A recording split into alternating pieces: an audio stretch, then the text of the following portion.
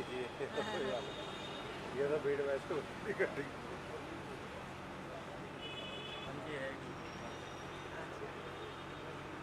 ਅੱਜ ਤੁਹਾਡੇ ਪਿੰਡ ਨੂੰ ਇੰਨੀ ਵੱਡੀ ਸੁਗਾਤ ਦੇ ਰਹੇ ਨੇ ਪ੍ਰਧਾਨ ਮੰਤਰੀ ਜੀ, ਹੈ ਨਾ?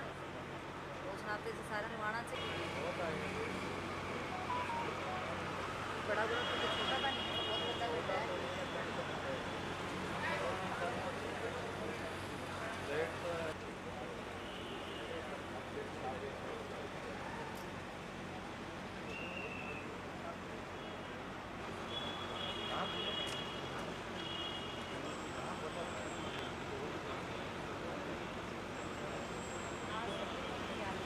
आज बहुत ही ऐतिहासिक दिन है और समस्त देशवासियों को, और क्योंकि आज हम सिरसा के बड़ागुड़ा में हैं, यहाँ अंडरपास का उद्घाटन भी है।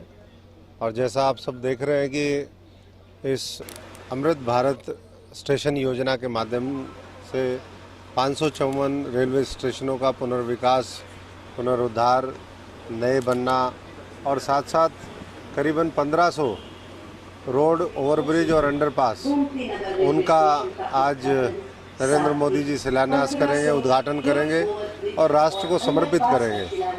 एक एक अंडरब्रिज, एक एक overbridge, railway station, railway line बनना कितना मुश्किल है, ये आप इस बात को सहज समझ सकते हैं कि वो समय याद करिए कि जब सिरसा का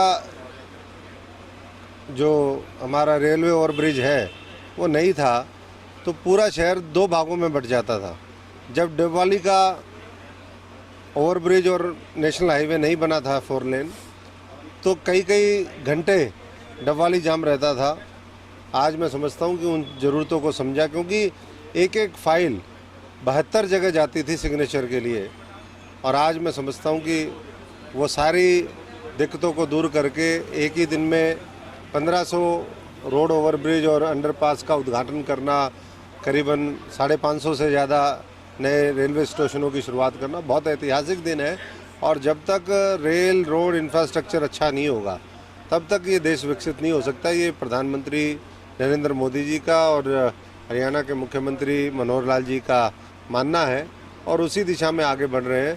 जो बजट है, पहले औसतन 315 करोड़ रुपए बजट होता था रेलवे का, हरियाणा की अगर हम बात करें। पिछले वर्षों में 2024-25 में अगर हम देखें तो 2861 करोड़ रुपए, 9 गुना ज़्यादा बजट वो दिया गया, जिसके माध्यम से मैं समझता हूँ कि पूरा आज हम देख रहे हैं इतना 15 नए रेलवे स्टेशनों का भी आज उद्घाटन है हरियाणा के। बहुत बड़ी उपलब्धि ये है। और नई रेलवे लाइन का भी पिछले दिनों रेवाड़ी से जिस दिन प्रधानमंत्री जी एम्स का उद्घाटन करने, शिलान्यास करने आए, उस दिन उन्होंने नई रेलवे लाइन का भी उद्घाटन किया, जो रोहतक हांसी है वाया महम। और ये नई रेलवे लाइन बनने के बाद बठिंडा, फिरोजपुर, सिरसा, ये जो ट्रैक है, इस पे सुपर फास्ट ट्रेन, शताब्दी ट्रेन, उसका भी रास्ता प्रशस्त होता है। तो आज इस इलाके के लिए, जो कृषि के क्षेत्र में तो इस देश में अहम भूमिका और योगदान देता है, लेकिन जहां उद्योग धंधों की कमी रही है, रेलवे की बेटर कनेक्टिविटी के बाद मैं समझता हूं कि यहाँ उद्योग धंधे और स्थापित होंगे, रोजगार के अवसर मिलेंगे। और ये जो कहीं ना कहीं विकास की दृष्टि से हम देखें तो टेल पे आ जाता था ये इलाका।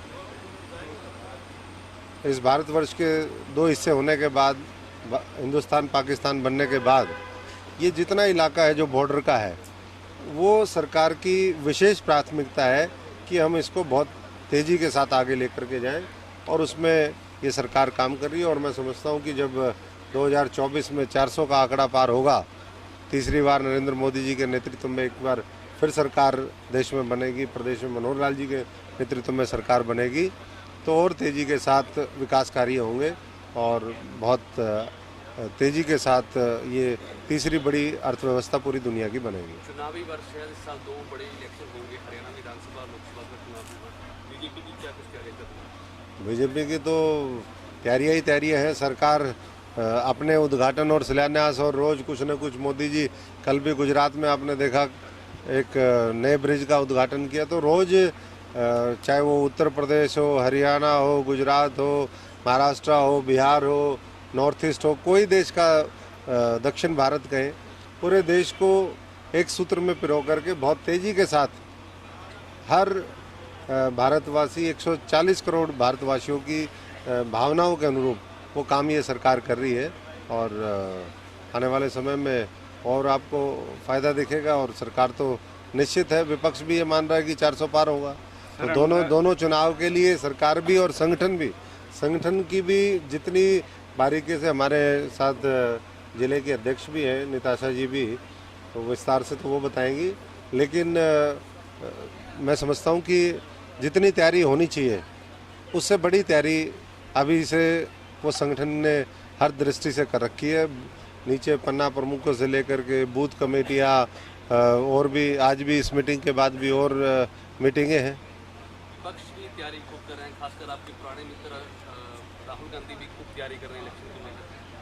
देखिए वहाँ तैयारी मुझे नहीं लगता कि कोई कांग्रेस किसी तरीके से भी तैयार है।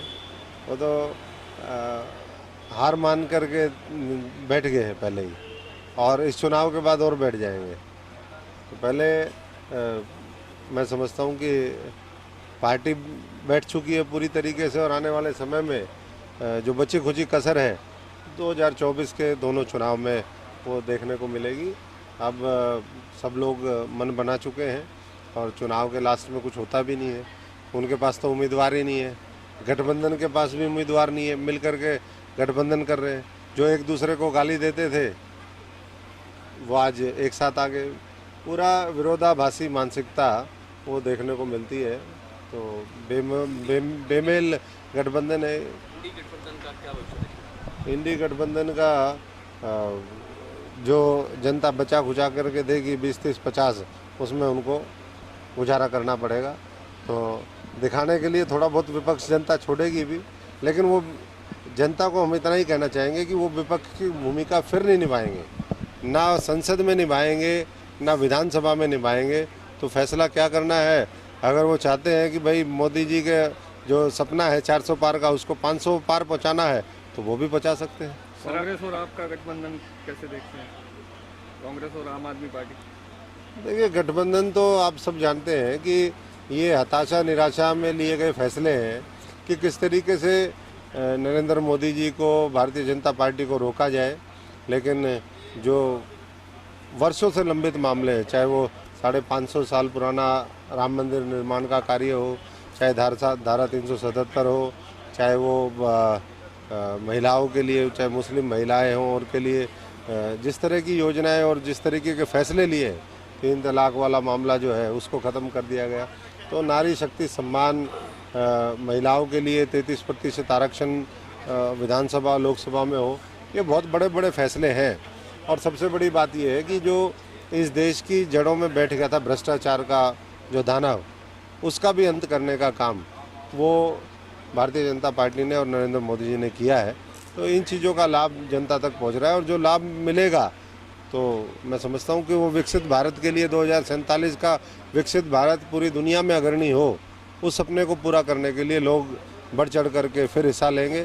खासतौर से जो फर्स्ट टाइम वोटर हैं उनसे भी हम गुजारिश करेंगे कि वो भी अपना पूर्ण सहयोग करें और देश को आगे बढ़ाने में अहम भूमिका निभाएं। सर, इस तरह के ਜਿਹੜੇ ਅੰਡਰਬ੍ਰਿਜ ਤੇ ਜਿਹੜੇ ਰੇਲਵੇ ਸਟੇਸ਼ਨ ਦਾ ਪੁਨਰ ਵਿਕਾਸ ਹੈ, ਉਹ ਕਈ ਜ਼ਿਆਦਾਤਰ ਜਿਹੜੇ ਸਾਲ ਡੇਢ 2 ਸਾਲ ਹੋ ਗਏ ਉਦਘਾਟਨ ਹੋਣ ਕੀਤਾ ਜਾ ਰਿਹਾ, ਇਹਦੇ ਪਿੱਛੇ ਇਹ ਹੈ ਵੀ ਚੁਣਾव ਨੇੜੇ ਆ ਤਾਂ ਕਰਕੇ ਤਾਂ नहीं। देखिए बहुत जगह क्योंकि एक साथ बड़े प्रोजेक्ट्स हैं तो समय नहीं मिल पाता, हर जगह रेलवे मंत्री प्रधानमंत्री जी नहीं पहुंच पाते।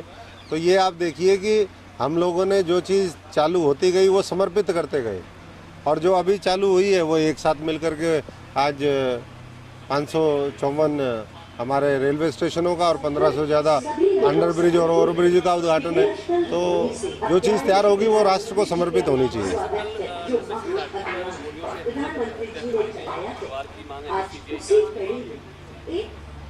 देखिए बहुत ही दुखद और दुर्भाग्यपूर्ण घटना है। एक हमारे सहयोगी रहे और अच्छे व्यक्ति थे, जुझारू व्यक्ति थे। कल जिस तरीके से हुआ, कौन लोग इसके पीछे हैं, सरकार ने अपनी तरफ से, मुख्यमंत्री जी ने भी कहा है कि दोषियों को बख्शा नहीं जाएगा। SIT और तमाम जो भी एजेंसीज है, CID है, वो अपना काम कर रही है। लेकिन अगर परिवार चाहता है तो मैं समझता हूँ कि सरकार को कोई वो नहीं है, जो दोषी है उसको पकड़ने के लिए पूरी सरकार लगे। CBI जांच हो, मैं समझता हूँ कि अगर परिवार ये चाहता है तो निश्चित तौर पर सरकार उसके ऊपर ध्यान देगी।